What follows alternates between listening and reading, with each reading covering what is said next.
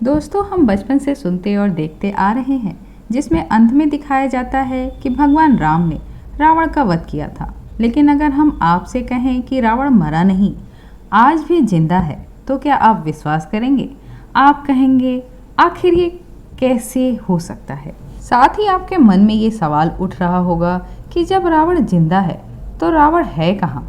जानने के लिए वीडियो को अंत तक जरूर देखिए। नमस्कार दोस्तों, स्वागत है आप सभी का हमारे YouTube चैनल सोनी ट्वाइस में। दशहरा बुराई पर अच्छाई की जीत का पर्व है। भगवान श्री राम ने इसी दिन अहंकार से भरे लंकापति रावण का वध किया था। हिंदू धर्म में दशहरा यानी विजयदशमी का विशेष महत्व है। इस दिन जगह जगह रावण का पुतला दहन किया जाता है। इस मौके पर आज हम आपको रामायण से जुड़े कुछ रहस्यों के बारे में बताएंगे, जिसके बारे में हर किसी की जानने की जिज्ञासा होती है। बताया जाता है कि लंका में रामायण और भगवान राम से जुड़े कई चिन्ह और सबूत आज भी मौजूद है। लंका में स्थित स्थल भगवान श्री राम और रावण से जुड़ी आज भी कई सच्चाई बयां करते हैं। धार्मिक मान्यताओं के मुताबिक दशमी के दिन ही भगवान श्री राम ने रावण का वध किया था। एक रिसर्च के मुताबिक लगभग 50 ऐसे स्थान हैं जिससे रामायण का संबंध है। इस रिसर्च में बताया गया है कि श्रीलंका में स्थित एक पहाड़ी में बनी गुफा में अभी भी रावण का शव सुरक्षित है। यह गुफा श्रीलंका में रैगला के घने जंगलों में मौजूद है।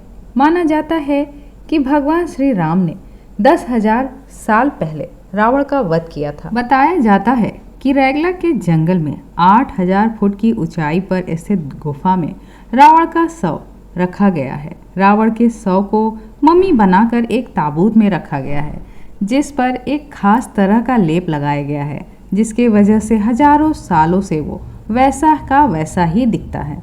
श्रीलंका के इंटरनेशनल रामायण रिसर्च सेंटर ने यह रिसर्च किया है। इस रिसर्च के मुताबिक जिस ताबूत में रावण का शव रखा गया है वो 18 फीट लंबे और 5 फीट चौड़ा है। यह भी बताया जाता है कि इस ताबूत के नीचे रावण का बेशकीमती खजाना है, जिसकी रखवाली एक भयंकर नाग और कई खूंखार जानवर करते हैं। मान्यता है कि भगवान श्री राम ने रावण का वध करने के बाद उनके शव को विभीषण को अंतिम संस्कार के लिए सौंप दिया था, लेकिन विभीषण ने राजगद्दी संभालने की जल्दी में रावण का अंतिम संस्कार नहीं कर और शव वैसे ही छोड़ दिया। कहा जाता है कि इसके बाद राक्षसी कबीले के लोग रावण के शव को अपने साथ ले गए, क्योंकि उनका यह मानना था कि लंकापति रावण फिर से जिंदा होंगे, और वे लोग रावण के शव को उस गुफा में ले गए जहां रावण यज्ञ किया करता था। उन्होंने रावण को जिंदा करने की बहुत कोशिश की, पर वे असफल रहे। आखिर में उन्होंने शव को मम्मी बनाने का फैसला किया और उन्हें ये उम्मीद थी कि रावण एक दिन जरूर जिंदा होंगे। इंटरनेशनल रामायण रिसर्च सेंटर द्वारा किए गए रिसर्च में यह भी दावा किया जाता है कि पता लगा लिया गया है रावण की अशोक वाटिका कहाँ थी और उसका पुष्पक विमान कहाँ उतरता था। इसके अलावा भगवान हनुमान के पैरों के निशान भी खोजने का दावा किया गया है, लेकिन इन सभी चीज़ों की प्रामाणिकता अभी तक सिद्ध नहीं हो पाई है। अहंकारी रावण के कई रूप थे, जिसकी वजह से उसे महान भी बताया गया था। दशानन एक विद्वान पंडित था जो कई कलाओं में माहिर था। इसके अलावा वह भगवान शिव का परम भक्त था, जो रावण की सकारात्मक छवि को दर्शाता है।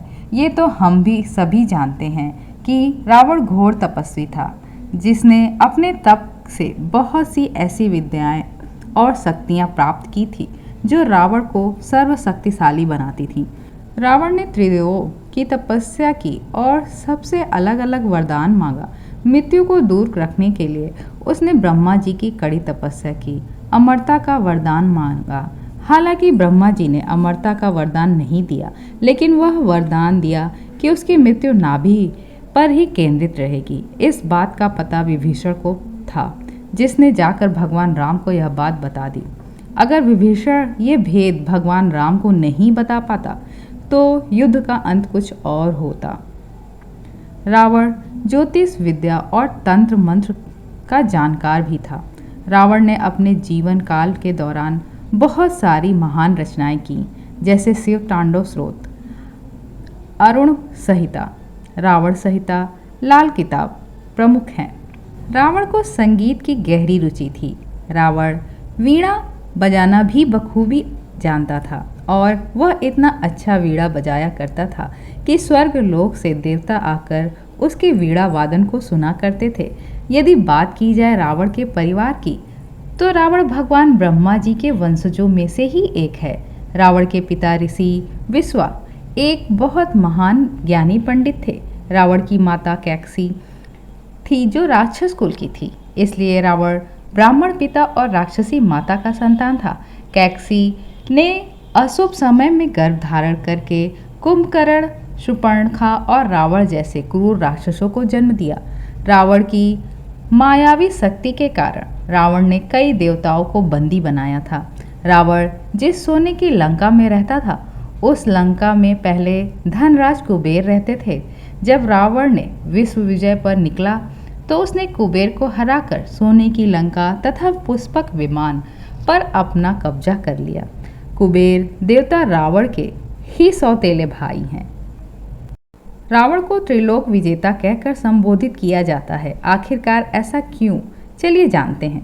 दरअसल रावण ने अपनी नीतियों के बलबूते पर अपने आसपास के प्रमुख राज्य जैसे अंगद्वीप, मलयद्वीप, वराहद्वीप, शंखद्वीप, कुशद्वीप, यशद्वीप और आंध्रालय, इन सभी राज्यों पर धावा बोलकर अपने अधीन कर लिया था।